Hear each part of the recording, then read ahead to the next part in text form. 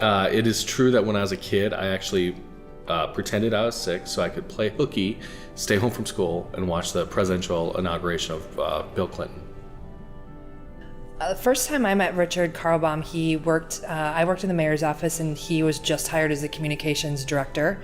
I'd never met him before. I didn't really know anything about him.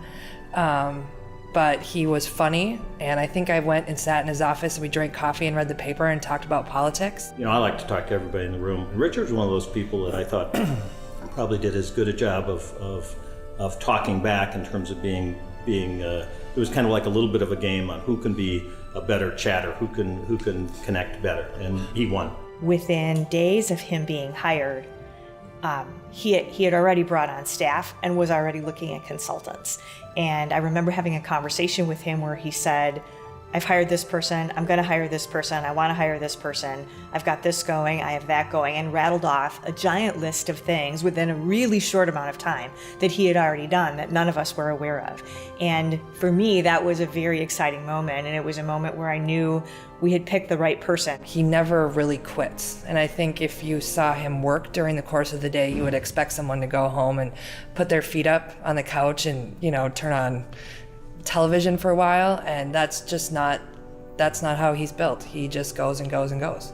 The most incredible part of this campaign personally for me was the team I got to work with and the level to which they invested themselves personally.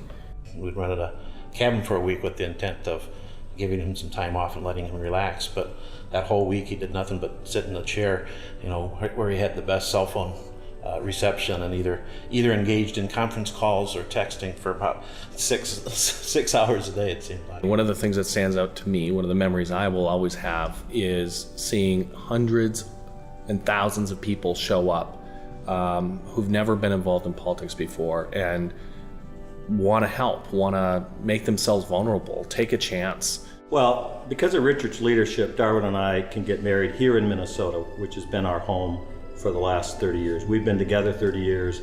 This is kind of a pretty big deal for us. To do it here is a big deal. Richard, I just want to say congratulations. I'm incredibly proud of you. You are very deserving of this award, and I couldn't ask for a better friend. Richard, I want to say thanks, and I'm really proud. If anybody deserves this award, and a lot of important people have gotten this award, you really deserve this award. To the Twin Cities HRC community, I just want to say thank you so much for this award. I'm honored and humbled. I know I share it with thousands of other Minnesotans who invested themselves to beat this amendment. And working alongside you over the last 2 years to not only beat the amendment, but then to secure the freedoms to marry in Minnesota is something I'll never forget, and it'll be a true great honor for the rest of my life.